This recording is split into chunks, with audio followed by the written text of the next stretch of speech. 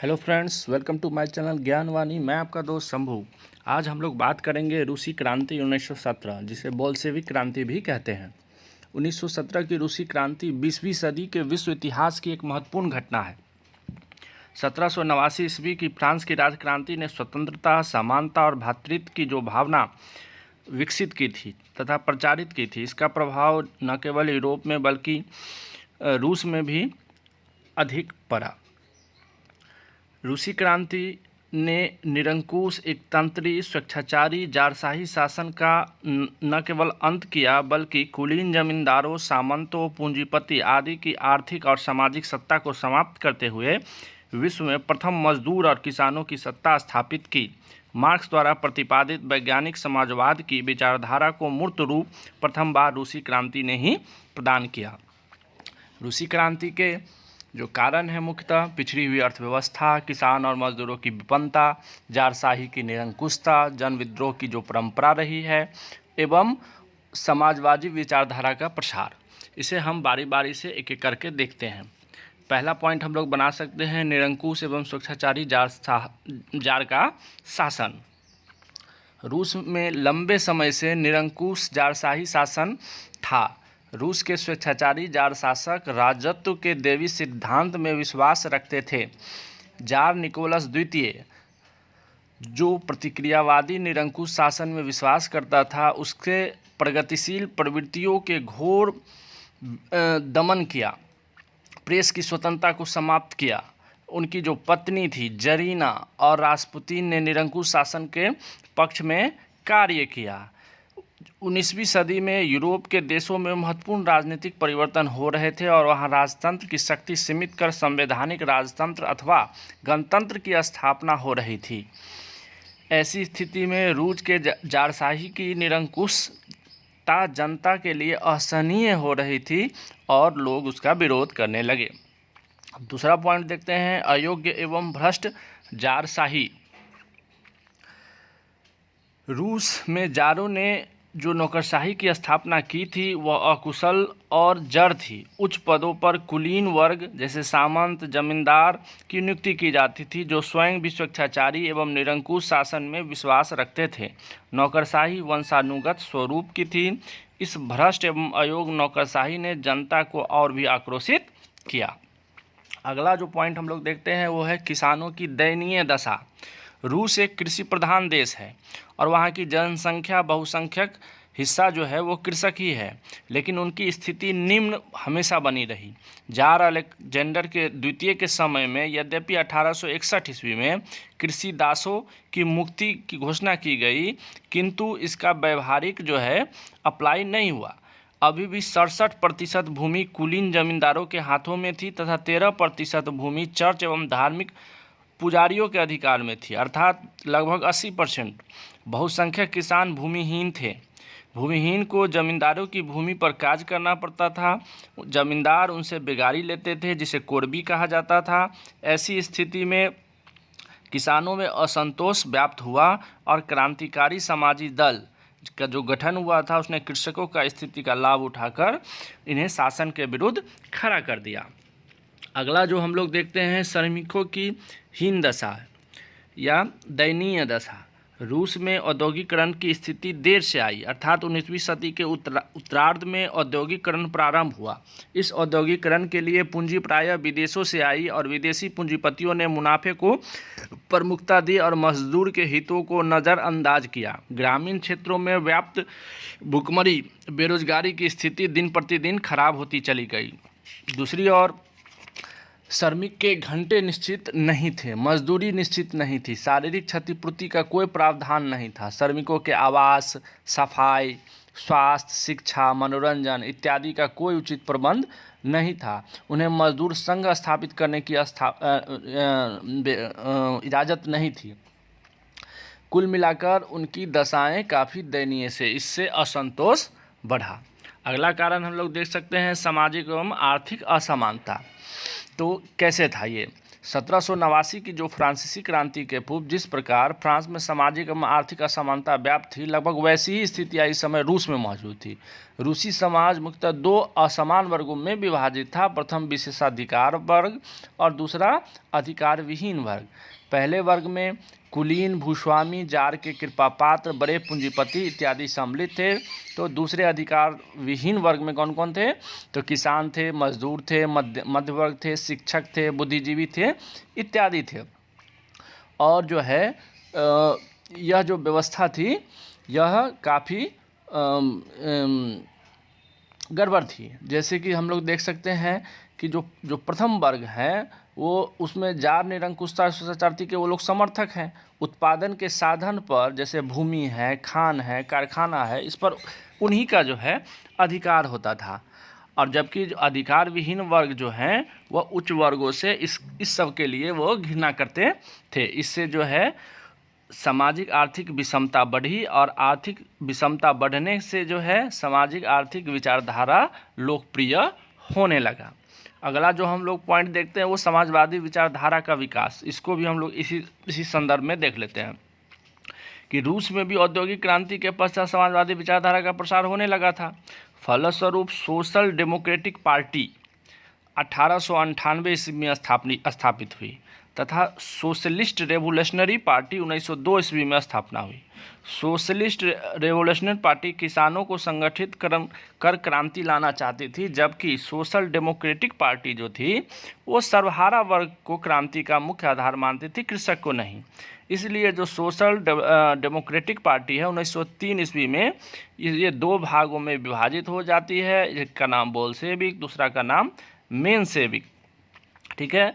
और जो मेंशेविक है वो मार्क्स के सिद्धांतों पर विश्वास करते हैं, उसके साधनों पर नहीं। लेकिन बोल्शेविक जो है इसके जस्ट विपरीत है। अगला जो हम लोग कारण देखते हैं वो 7वां नंबर सांस्कृतिक कारण। जार की रूसीकरण की नीति। ये क्या थी? रूस में क्या था कि रूसी, यहूदी, पोल, उज्बेक, तातर विभिन्न जातियां निवास करती थी, जबकि अपनी अपनी सामाजिक और सांस्कृतिक परंपरा थी। जारशाही इन जातियों को अपनी संस्कृति छोड़कर रूसीकरण हेतु मजबूर कर रहे थे। जार अलेक्जेंडर तृतीय जो थे अत्यधिक संकीर्ण विचारधारा के व्यक्ति थे। उसने एक जार, एक चर्च, एक रूस का नारा दिया। फलतः गैर रूसी जातियां जो थी वो जारशाही की कट्टर विरोधी बन गई। अगला जो कारण हम लोग देखते हैं बौद्धिक कारण। प्रगतिशील चेतना का विकास कैसे हो रहा था रूस में? उपन्यास और नाटकों के माध्यम से जो है राजनीतिक, सामाजिक, आर्थिक, सांस्कृतिक संरचना पर तीखी टिप्पणी की जा रही थी। इससे जो है रूस में जो है चेतना का विकास हो रहा था। जैसे कि टॉलस्टॉय हैं, तुर्गनेव है, मैक्सिमम गोर्की हैं, चेखव हैं, दोस्तोयस्की हैं इत्यादि जो है उपन्यास और कहानी के माध्यम से जो है लोगों को जन जागृत कर रहे थे। टॉलस्टॉय ने जैसे वार एंड पीस जो है लिखा और उसके माध्यम से रूसी जनता के गौरव की जो है भावना जो है उसका प्रसार किया। और रूस जो है रूस पर आक्रमण किया था नेपोलियन ने, आपको याद होगा। तो और उसमें जो है रूस की विजय हुई थी पीछे हटने के कारण। तो ये जो प्रभाव हुआ था उसका उल्लेख कर जो है लोगों में जो है गौरव की भावना बढ़ाया। उसी प्रकार जो है गोर्की के बारे में जो है जो बोल्शेविक दल के सदस्य भी थे उन्होंने एक मदर पुस्तक लिखी थी और उसके माध्यम से जो सशक्त बुद्धिजीवी वर्गों का उदय हो रहा था। अगला जो कारण हम लोग देखते हैं रूस जापान युद्ध 1905 की क्रांति। काफ़ी फेमस क्रांति है, आप लोग पहले से भी इसको जानते हैं। 1905 में रूस जापान के बीच युद्ध में जो है रूस बुरी तरह पराजित हुआ। युद्ध में रूस की पराजय ने रूस की महानता की मिथ्या साबित कर दिया उसकी महानता को। रूस एशिया के एक छोटे से देश जापान से पराजित हो गया था। रूसी जनता अब खुलकर देश की दुरावस्था के लिए जारशाही को दोषी ठहराने लगी। इस पराजय ने रूस में पहली बार जनता को एक उदारवादी क्रांति के लिए प्रेरित किया, जिसकी प्रमुख मांग एक प्रतिनिधि सभा की स्थापना और शासन को उदार बनाना था। 9 जनवरी 1905 रविवार के दिन सेंट पीटर्सबर्ग की सड़कों पर मजदूरों का शांतिपूर्ण जुलूस जार के राजमहल की ओर प्रस्थान कर रहा था। शाही सेना मजदूरों के जुलूस का गोलियों की बौछार से स्वागत किया। हजारों मजदूर मारे गए। यह दिन इतिहास में खूनी रविवार के नाम से जाना जाता है। शांतिपूर्ण जुलूस पर जार के निर्मम दमन ने देश भर में जारशाही के विरुद्ध असंतोष की लहर पैदा कर दी। अतः जार निकोलस द्वितीय को प्रतिकूल परिस्थितियों में उनकी मांगों को स्वीकार करना पड़ा। प्रशासनिक सुधारों की घोषणा करनी पड़ी। रूस में पहली बार पार्लियामेंट की स्थापना हुई, जिसे ड्यूमा कहा जाता है। इस तरह जनता को लोकतांत्रिक स्वतंत्रता और नागरिक अधिकार प्रदान किया गया। किंतु ड्यूमा को जार द्वारा बार बार भंग कर दिया जाता था, जिसके कारण जो परिवर्तन हुए वो अस्थायी नहीं रह पाए। इस स्थिति में जो है जनता में आक्रोश की भावना बढ़ी।